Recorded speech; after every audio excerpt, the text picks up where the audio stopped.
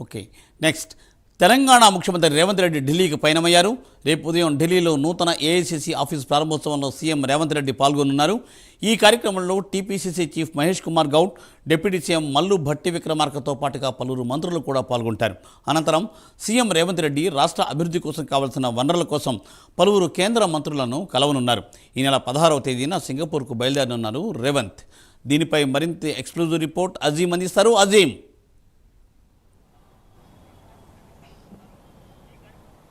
ఇప్పుడే తెలంగాణ సీఎం రేవంత్ రెడ్డి గారు ఇప్పుడే ఏదైతే ఢిల్లీకి కూడా పయనమేరమని చెప్పుకోవచ్చు. ఏదైతే రేపు ఢిల్లీలో ఉదయం 10:30 గంటలకు ఏదైతే ఏఐసీసీ కార్యాలయం ప్రారంభోత్సవం ఉంది, ఈ ఏఐసీసీ కార్యాలయం ప్రారంభోత్సవానికి సీఎం రేవంత్ రెడ్డి హాజరవుతారు. అయితే సీఎం రేవంత్ రెడ్డితో పాటు అయితే మంత్రులు కూడా ఎవరైతే ఉన్నారో శ్రీధర్ బాబు, అలాగే ఉత్తమ్ కుమార్ రెడ్డి, దామోదర్ రాజనరసింహ, ఇతర మంత్రులు అందరూ కూడా హాజరయ్యే అవకాశం ఉంది. మంత్రులతో పాటు పీసీసీ చీఫ్ మహేష్ కుమార్ గౌడ్ కూడా హాజరవుతారు. అలాగే ఏదైతే రాష్ట్రానికి సంబంధించినటువంటి కొంతమంది ముఖ్య నేతలు కూడా ఏదైతే ఈ ఏఐసీసీ పార్టీ కార్యాలయం ప్రారంభోత్సవానికి కూడా హాజరయ్యే అవకాశం కూడా కనిపిస్తుంది. సో రేపు మొత్తం కూడా రేవంత్ రెడ్డి ఈ ఏఐసీసీ ఢిల్లీ కార్యాలయం ప్రారంభోత్సవం తర్వాత రేపు ఎల్లుండి 2 రోజులు కూడా ఏదైతే ఢిల్లీలో కేంద్ర మంత్రులతో కలవనున్నారు. అయితే ఆ కేంద్ర మంత్రులను కలిసే సమయంలో ఈ ఆయా శాఖకు సంబంధించినటువంటి కేంద్ర మంత్రులు ఎవరైతే ఉన్నారో రాష్ట్రానికి సంబంధించిన మంత్రులు కూడా రేవంత్ రెడ్డితో పాటు వెంటే ఉండే అవకాశం కూడా కనిపిస్తుంది. ఎందుకంటే ఇక్కడ రాష్ట్రానికి కావాల్సినటువంటి అభివృద్ధికి సంబంధించినటువంటి నిధులు కావచ్చు, వనరులు కావచ్చు, ఏదైతే ఉన్నాయో వారితో కేంద్ర మంత్రులతో డిస్కస్ చేసే సమయంలో మన రాష్ట్రానికి సంబంధించినటువంటి మంత్రులు కూడా రేవంత్ రెడ్డితో ఉంటే ఇక్కడ ఉన్నటువంటి ఆ శాఖకు సంబంధించినటువంటి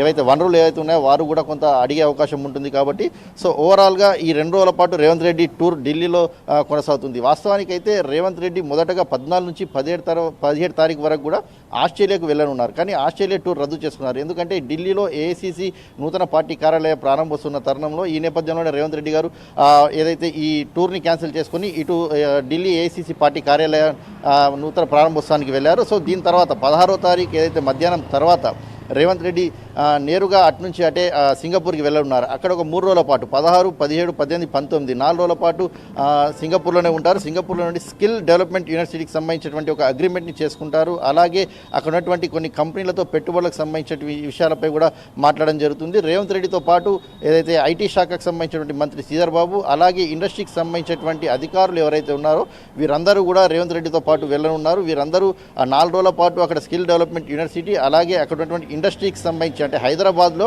ఉన్నటువంటి వనరులు, సదుపాయాలు, అలాగే గవర్నమెంట్ వారికి చేస్తున్నటువంటి సపోర్ట్ ఏదైతే ఉంటుందో ఇవన్నీ కూడా అక్కడ ఉన్నటువంటి కొన్ని కంపెనీస్తో మాట్లాడతారు. పెట్టుబడులే లక్ష్యంగా రేవంత్ రెడ్డి ఏదైతే విదేశీ పర్యటన కొనసాగుతుందని చెప్పుకోవచ్చు. సో ఈ నేపథ్యంలోనే స్కిల్ డెవలప్మెంట్ యూనివర్సిటీతో పాటు వివిధ కంపెనీలతో కూడా మాట్లాడి ఏదైతే పెట్టుబడులకు సంబంధించిన అంశం మాట్లాడతారు. అలాగే 16 నుంచి 19 తారీఖు వరకు సింగపూర్లోనే ఉంటారు. సింగపూర్ అనంతరం 19 నుంచి 22 తారీఖు వరకు ఏదైతే దావోస్కి వెళ్తారు. దావోస్లో కూడా ఏదైతే అక్కడ వరల్డ్ ఎకనామిక్ ఫోరం వార్షిక సదస్సు ఏదైతే ఉందో ఆ సదస్సులో కూడా రేవంత్ రెడ్డి పాల్గొంటారు. అక్కడ కూడా ఏదైతే పెట్టుబడులకు సంబంధించినటువంటి అంశాలు ఏవైతే ఉన్నాయో, కంపెనీస్ అయితే ఉన్నాయో ఆ కంపెనీస్ అన్నిటితో కూడా మాట్లాడతారు. ఎందుకంటే మనం చూసాం గతంలో కూడా రేవంత్ రెడ్డి సీఎం అయ్యాక ఏదైతే విదేశీ పర్యటన వెళ్ళినప్పుడు దావోస్లో సుమారు 35,000 నుంచి 41,000 కోట్లకు సంబంధించినటువంటి పెట్టుబడులు తీసుకొచ్చారని చెప్పి కూడా అప్పుడు ప్రభుత్వం అధికారికంగానే ప్రకటన చేయడం జరిగింది. సో ఈ నేపథ్యంలో ఈసారి కూడా రేవంత్ రెడ్డి విదేశీ పర్యటన ఏ మేరకు పెట్టుబడులు తీసుకొస్తారనేది ఒక ఆసక్తికరమైన వాతావరణం అయితే నెలకొందని అయితే మనం చెప్పుకోవచ్చు. గతంలో చూసినట్టయితే ఒక 14 కంపెనీలతో అగ్రిమెంట్ జరిగింది. 14 కంపెనీల అగ్రిమెంట్ కూడా